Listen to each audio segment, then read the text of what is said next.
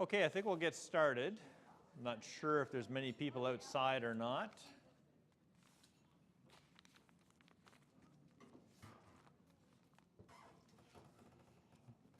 Give the 10-second count for people to get food and get in.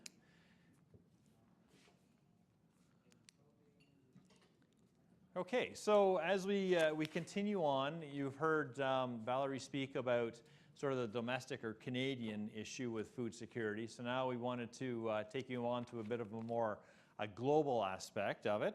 So we have Meghan Miller here. She's from McGill University, and she is currently a student with the Institute for Global Food Security. So I'm going to turn it over to Meghan, and she's going to talk about it on the world stage. Hi, Meghan. Thank you. Hi. Can you all hear me all right? Okay, I lowered this sufficiently. Yeah, so today I'm actually going to be wearing two hats because I'm also a consultant with the UN FAO's Voices of the Hungry project. So as you tackle this challenge of food insecurity around the world, you're going to encounter many, many different measures and indicators that aim to get at the various aspects of food insecurity. Today I'm going to be discussing only one of those approaches, or emphasizing only one of those approaches. However, you will need to be aware of the different dimensions of food insecurity, how they relate to each other, and what each different source of data and type of indicator contributes to getting a picture of that experience of people around the world. So I'll discuss something called the Food Insecurity Experience Scale, some of its historical roots, as well as its particular merits and the information it contributes, especially in the context of the 2030 Sustainable Development Agenda.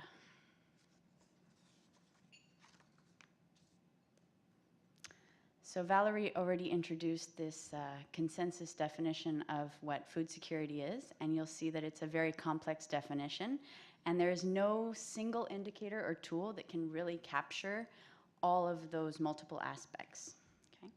So what we say at the FAO is that you really require a suite of indicators, which are not meant to replace each other, but really to complement one another and to each provide evidence that can help us address the multiple facets that contribute to people being food secure. You'll notice also here that there is a distinct difference in the definition between food security and hunger, and that chronic hunger is actually defined as sustained and severe lack of food security. So that's just an important note of terminology when you're preparing your proposals. So today I'll mostly focus on a new addition to this suite of indicators, brand new on the global stage, and it's actually a nice segue from Dr. Tarasuk's presentation because it's the type of measure that was used in all of the analyses that she presented today. The Food Insecurity Experience Scale is basically a global version of the survey tool that she presented already.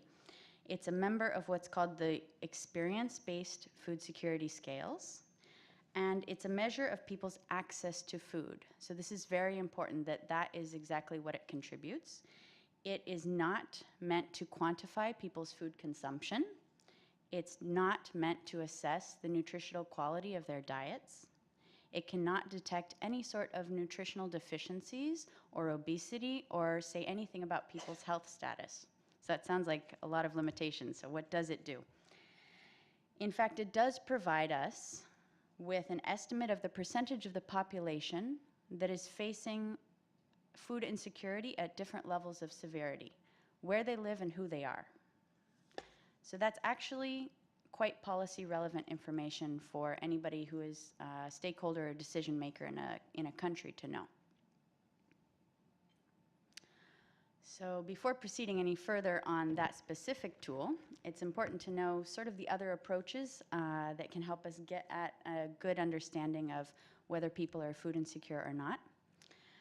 So we have a number of traditional approaches to measuring food insecurity, hunger, and malnutrition around the world. The first one that you might have heard of that has been published for a number of years is the FAO's prevalence of undernourishment. Now, this indicator focuses specifically on dietary energy adequacy, so the number of calories that people are taking in. It is derived from official national level aggregate information about the food supply, people's access to that food supply, and then the population's energy needs, taking into account the gender distribution, the age distribution of the population. So while this is traditionally published annually or semi-annually around the world, there are a number of limitations that are very important, which is why we want to add some additional indicators these days. The POU does not contribute anything about people's diet quality. And as we see something called the nutrition transition happening in a number of countries around the world, where actually the poorest segments of the population are the ones experiencing the highest levels of obesity, we come to understand that just measuring the number of calories that people are taking in is really not adequate for addressing the implications of being food insecure. A few other approaches. One is to collect information on household income and expenditures, money spent on food and other necessities, as Valerie was explaining earlier, that people don't just have to think about food, but also how their purchasing or production of food relates to all of the other necessities of their household. This is, again, useful information, but does not contribute information about intra-household distribution of food, which is very important in certain countries and cultures. It also doesn't account for any food that's wasted or food that's consumed outside the home. So again, we see you can use this data, but it's important to complement it with other sources of information. Dietary intake data, that could be 24-hour dietary recalls where you ask people to recount exactly what they ate over the last day, or food frequency questionnaires, which are commonly used in the field of nutrition, which ask people to say how often they ate certain foods over the period of, say, a week. Okay? So this information is very highly specific for nutritionists and is often thought of as this wonderful source of information that tells you every little nitty-gritty detail about exactly what people are eating and in what quantity. However, it is extremely costly, both in terms of time, expertise, and money that it entails to collect this kind of information. Thus, by the time a country or an entity has collected dietary recall information, often it is very out of date, it takes a long time to analyze, and it's very highly prone to recall error and other measurement errors. Then we come to something called anthropometry, which is very highly standardized measurement of human body composition, size, weight, height, which allows us to say something about nutrient status and health status of individuals. So it's useful because it is so standardized. We can exactly give cutoffs and thresholds for what is considered underweight, wasted, stunted, etc. However, it also has its limitations. It cannot be really used as a proxy for food security because nutritional status is actually an interaction, or it's the result of an interaction between food security and health status. So if the water supply is inadequate and people are suffering from intestinal parasites or diseases, then you might see higher rates of these anthropometric indicators saying that people are suffering from malnutrition, and that's not exactly the same as the food security situation on the ground. So what does the food insecurity experience scale contribute? Oh, did I go back? Oh yeah, okay. It belongs to a family of experience-based food insecurity indicators whose origins actually come from some research that was done in the 1990s at Cornell University. So we saw how all these different other indicators kind of try to get at food security, but from different angles, and these researchers really wanted to try to measure it directly. How can we get at exactly what it is to not know whether you're going to have enough and adequate food? Okay. So what they did was they interviewed people. They conducted ethnographic research to try to understand the lived experience of facing food hardships and constraints in accessing adequate food. And based on this, they were able to identify several common dimensions of the experience of hunger and food insecurity.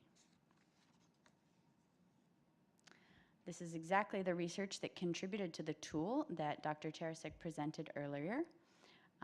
And it served as a model to then be used to create similar tools, similar survey modules that were applied in several countries across the world. So what were these dimensions that were identified? The first was uncertainty and worry about the ability to obtain food. Then going on to a little bit more severe experience of cutting down on the quality of food, starting to eat food that is cheaper and that's not necessarily preferred, either culturally or just according to individual taste. And also eventually cutting down on portion sizes, skipping meals, and going entire days without eating. But are these experiences necessarily universal? So that was a big question, okay? So in 2006, there was an analysis done, a comparison of 22 food insecurity scales that had been developed around the world, as well as studies that had been done in different countries. And it was concluded that actually a number of the experiences were common, and they followed the same continuum of severity across countries and cultures and different contexts. So then the question next was, could we have a tool that could be used globally?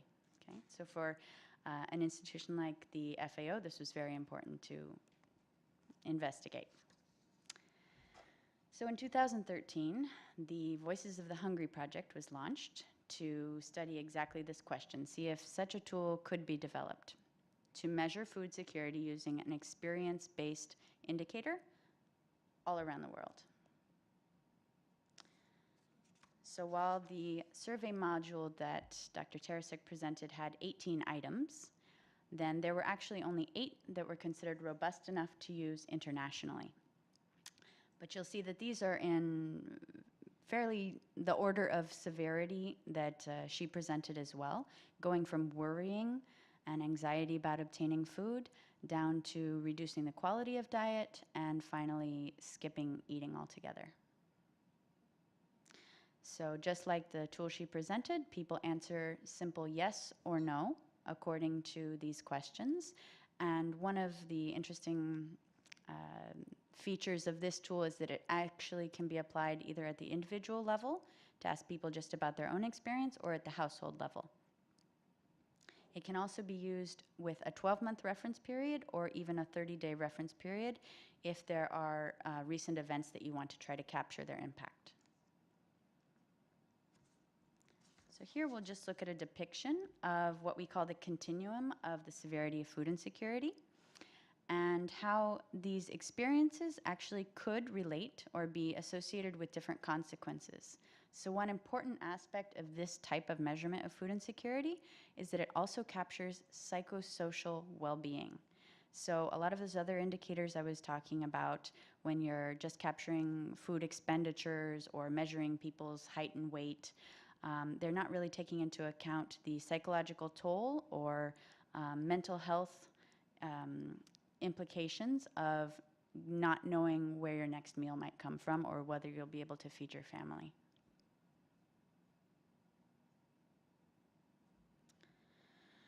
So the data that you get from applying this tool is actually in the form of just a series of yes and no answers for each respondent. And the innovation that FAO has applied is that it's used statistical methods from item response theory to be able to produce a measure of food insecurity for each respondent whose validity and reliability can be assessed. And also, they have been able to make it comparable across countries and cultures. So in a way, standardized, just like the anthropometric measures that I mentioned earlier. So from each individual level measure or household level measure of food insecurity, we're able to calculate prevalence rates in the population to determine the proportion of people in each country that are experiencing food insecurity at different levels. And FAO has decided to produce 2 standard indicators. The first one there, with the sort of long name there, refers to food insecurity at moderate and severe levels. So the proportion of the population experiencing at least moderate levels of food insecurity. The second refers just to the proportion facing the most severe levels of food insecurity, determined as people who have answered that yes, they did go an entire day without eating.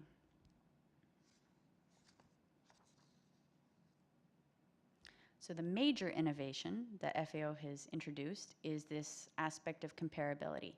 So within one population, it's possible to apply these questions.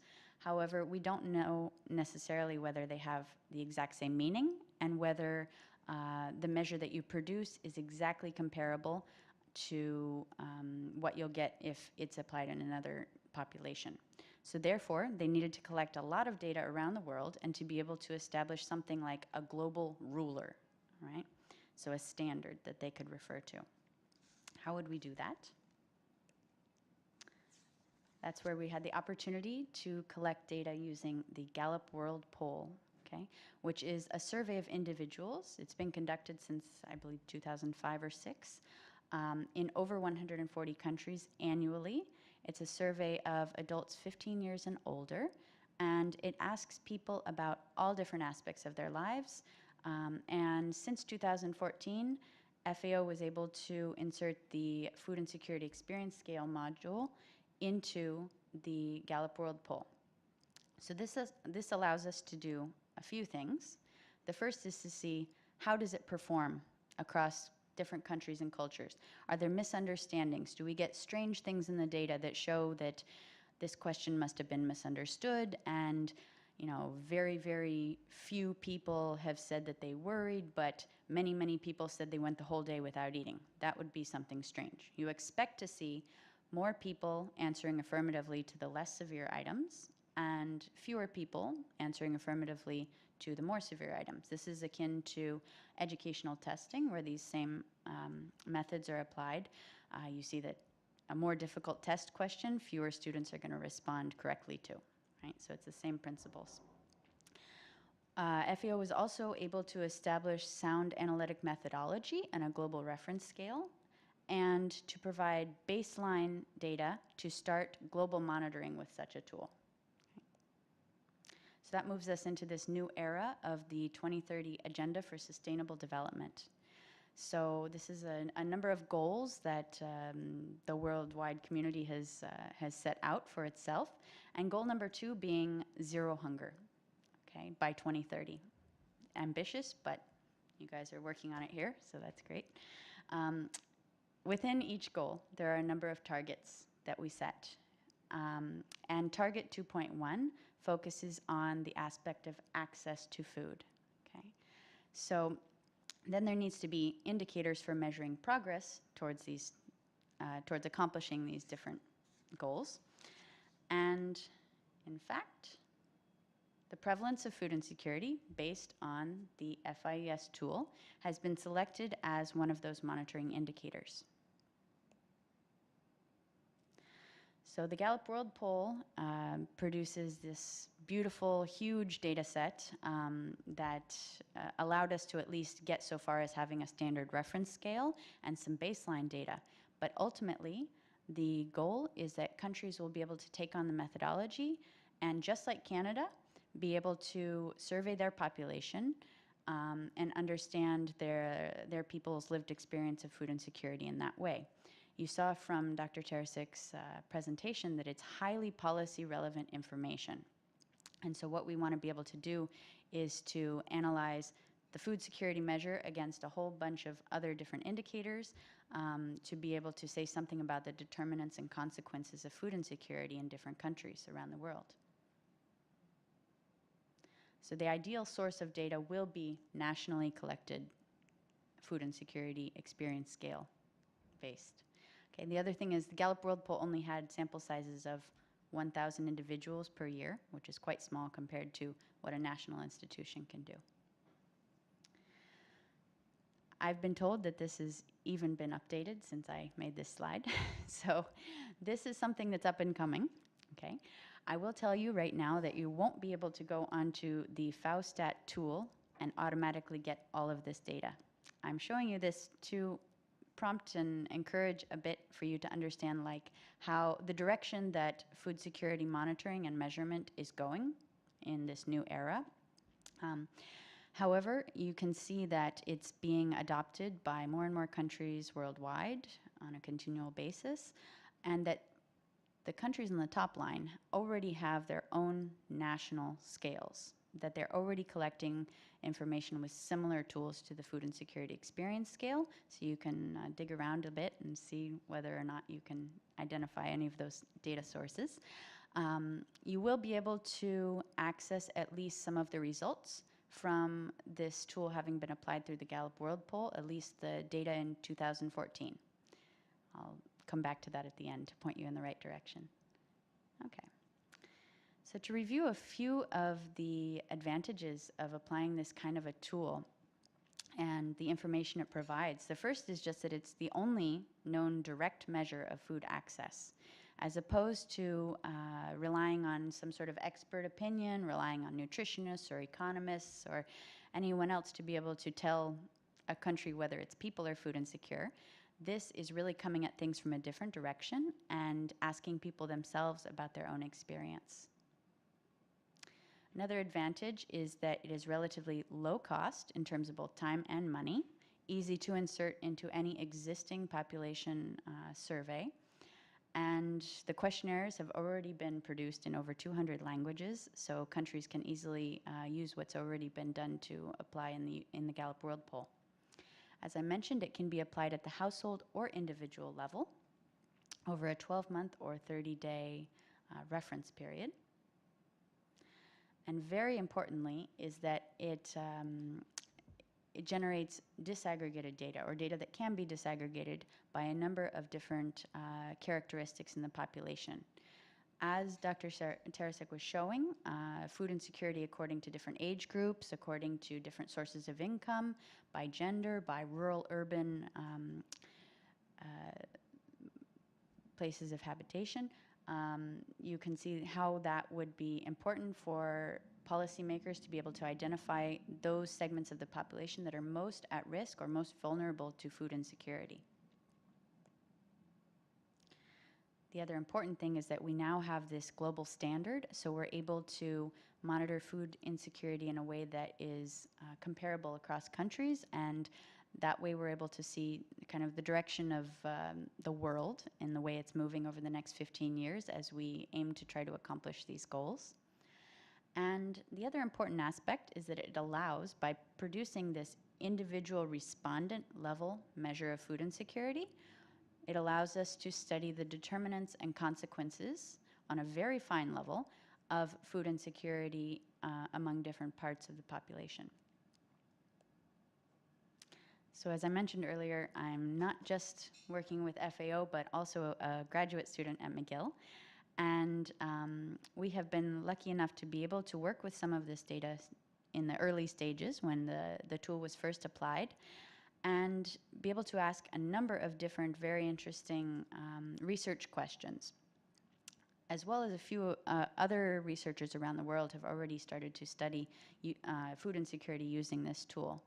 For instance, are there differences in how food insecurity is experienced? I mean, we think we have identified these common dimensions and these common ways that people face food hardship, but could there be certain cultures, certain religions where worry about food doesn't happen until much more severe conditions are faced because of different beliefs or different mindsets of different cultures? So that was one interesting research question that came up.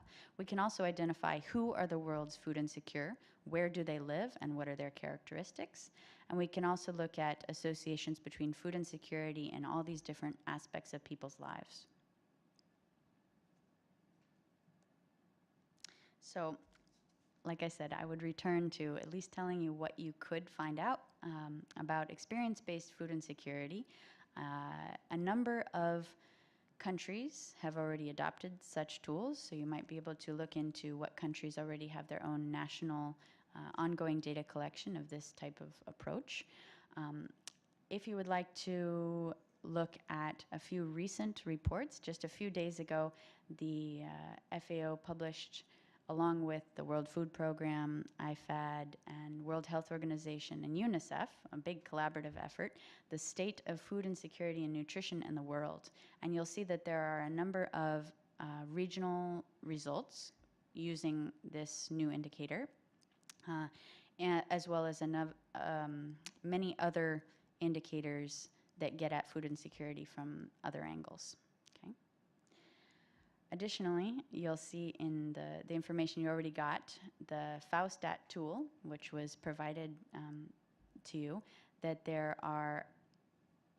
there's an enormous amount of information that you can find looking at what are called the 4 different pillars of food insecurity and indicators within each different pillar. Those would be availability of food, the food supply in a country. For instance, the food balance sheets that tally up how much food of different types are available in each country. The access dimension, the utilization of food, as well as the stability of people's access to food. So we have a couple minutes. If you have any questions for me, I'd be happy to answer them. Thank you very much.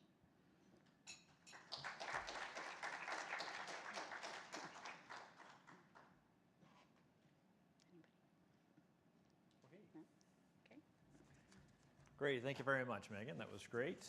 And special